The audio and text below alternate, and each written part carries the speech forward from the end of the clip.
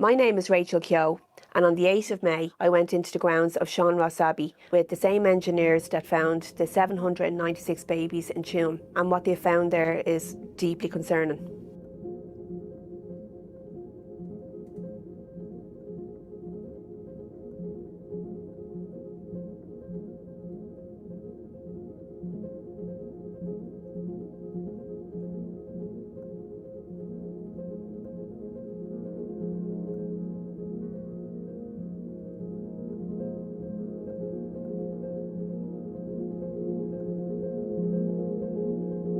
So I got involved with the mother and baby homes about 4 years ago.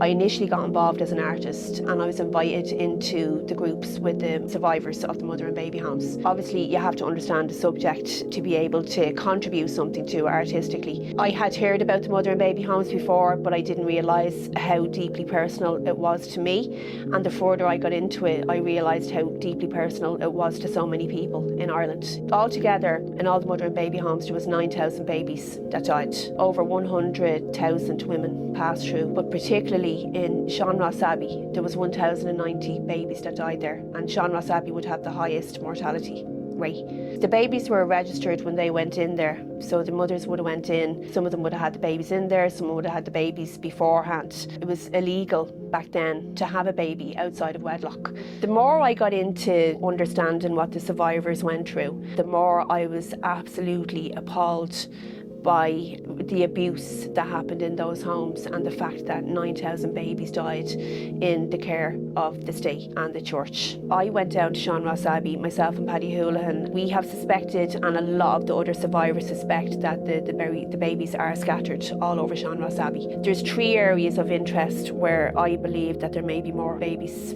We have already scanned the Angels Plot. There is 2 other areas that are really concerning overall. The Angels Plot is an area in Seanrossabbey where there's now 1,048 babies suspected to be buried there. When it came out about the Tuam babies in 2015, the government set up a commission of investigation. This commission basically had 3 people that were on the board, and they were to do an investigation into all of the mother and baby homes. In my mind, that was an opportunity for them to really redeem themselves, for the state to redeem themselves, to set a precedence, not just for the survivors and to show the survivors that they were genuinely sorry for the part they played, but to also show the women and children of Ireland today, we're not a country that accepts that kind of abuse towards women or that kind of discrimination. The engineers that have scanned the grounds, they've confirmed that there's a large area of anomalies in the Angels Plot. It's 20 metres long and 2 metres wide. The engineers have said that for an area that small, the size of that anomaly is very, very concerning. There's no GPR scan in the world that will be able to determine what's in the ground exactly, but the engineers have said that they can say for certain that it is a grave, but it definitely needs a slit trench and further investigations. They've also went and looked at the Commission of Investigation's report about the scan that they done. They done a scan in 2019. I've been doing a lot of research into that over the last year or so, and I haven't been able to find any information whatsoever about that scan. They done a very, very big, long report about the fact that they excavated that area, but they only excavated 10% of it. Where they excavated, we were wondering, is it the same place? The engineers have came back and said that it's a completely different place. And the engineers have said that the government would have seen that, they would have been aware of that, the area that we found now. And that's really concerning that they would have held that information.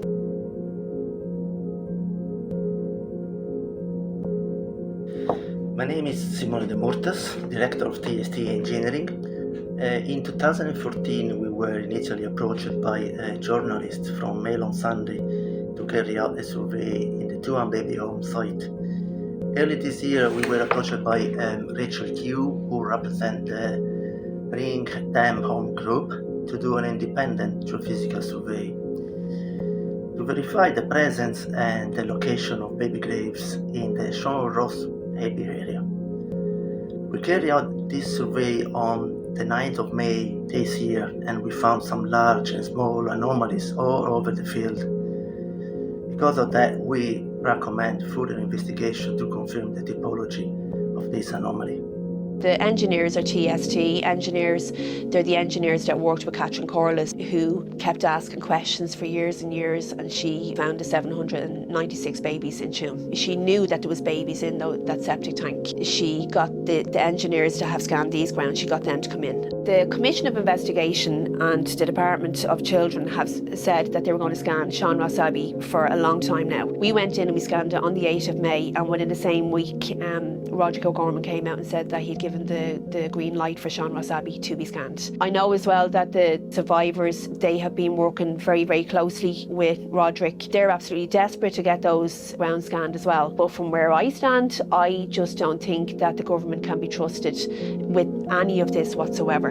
And this is where I'm coming from. It's a huge concern that a commission of investigation is investigating abuses that they're the perpetrators and enablers of, that colluded with the church. When the government done the excavation, they excavated 10% of it. I don't even know if the public know about this, but they found 48 baby remains there. The engineers have said that the logic to the area that the state have scanned is very, very similar to the area that we have scanned recently. The fact that they withheld that information could be very, very damaging. I've drafted a complaint to the United Nations in Geneva and to the European Parliament of Human Rights about my concerns, not just about the abuses that the women endured from 1920 till 1998, but right through the investigation, the amount of violations that have been committed by the government. What the government done was they put out a little article in a paper or something like that years ago, really, really small, saying if you were in the mother and baby homes and if you wanted to come to the Commission of Investigation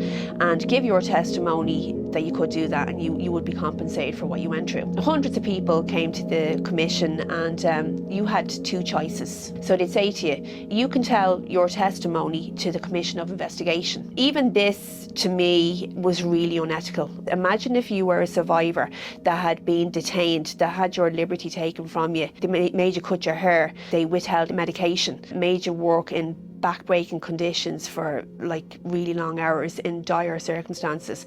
They took your baby off you, they shamed you, banished you from your community. You know, your child just disappeared into thin air.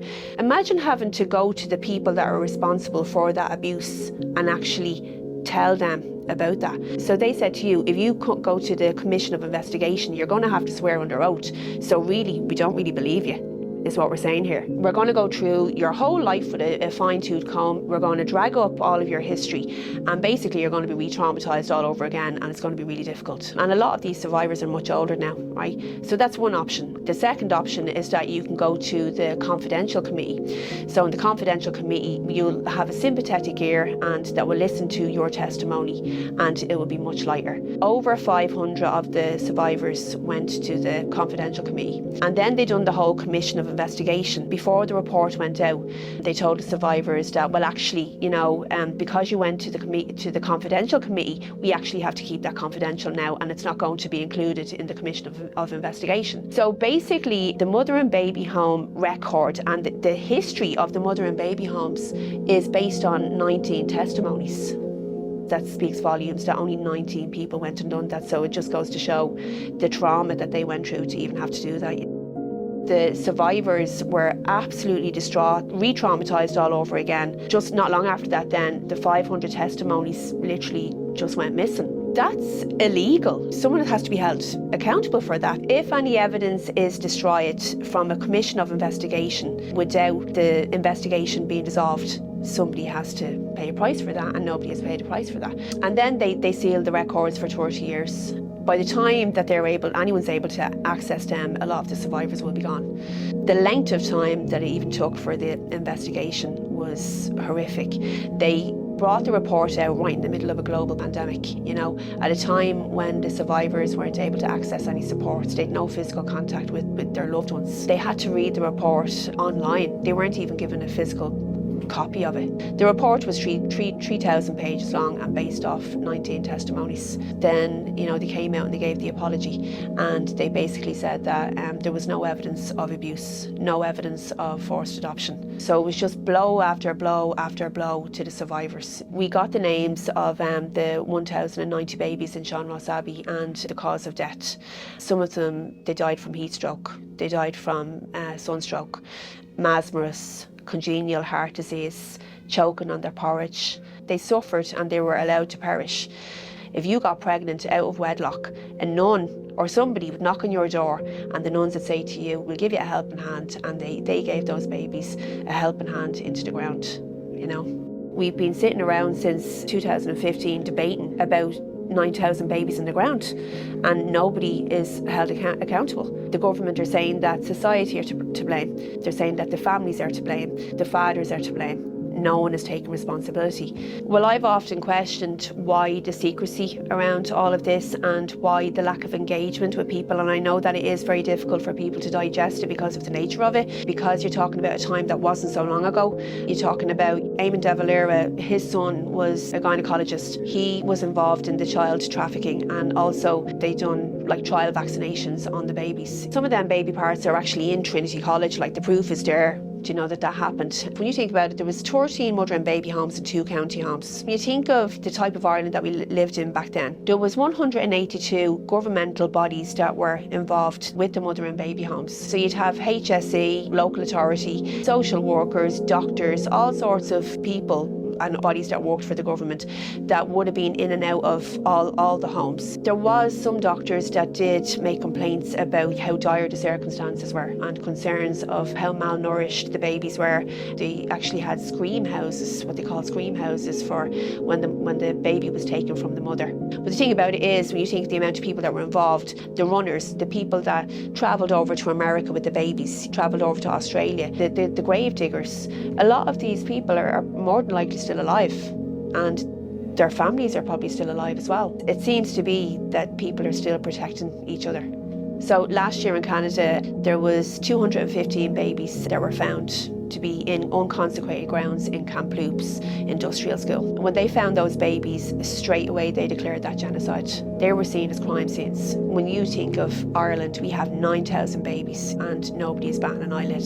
The other really concerning thing about this is that right in the middle of the global pandemic, the government have changed the burials bill. The European Parliament of Human Rights have written a very strong word to our government about this burials bill, right? It's still going on. It's brought into legislation. Years ago, if you died, right, a coroner had to be present and he'd have to document how you, cause of death, name, date, all of that kind of stuff, right? But now the new burials bill is that if you die, a coroner doesn't have to be present for your death, to do an inquest, basically. That's really troubling because our state is talking about going into Tuam and taking those babies out of that septic tank. But without a coroner, we're never going to know what happened there. I personally believe that all of the mother and baby homes are crime scenes. And to be honest with you, I think that if someone like me, the people that have supported this, Paddy Houlihan, the volunteers that contributed to it, if we can do that, anyone can go in and do that. And a lot of people are really concerned about this. There's nothing wrong with wanting your government to be committed to truth and justice. You're looking at your government just trying to pull the wool over your eyes. We all know what happened in the mother and baby homes. We know that the level of abuse and child trafficking and forced adoptions and enforced disappearance, enslaved labour, torture.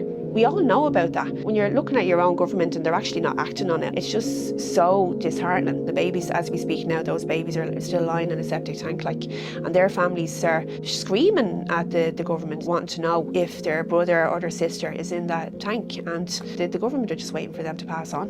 And that's the reality. Basically what needs to happen is that the EU need to step in. They need to intervene. They need to rectify this. They need to investigate.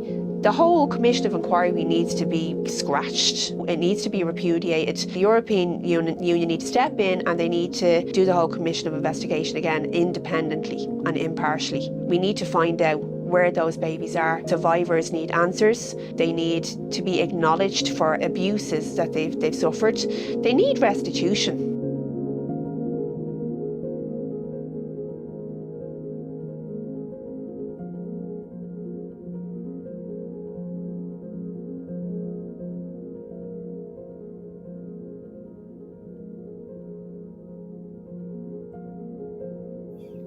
And considering this new evidence of very large anomalies in Seanrossabbey, there needs to be an independent and objective investigation to find out what's buried there. Those babies deserve to be acknowledged. They deserve a proper burial. They deserve the respect and debt that they were so cruelly denied in life.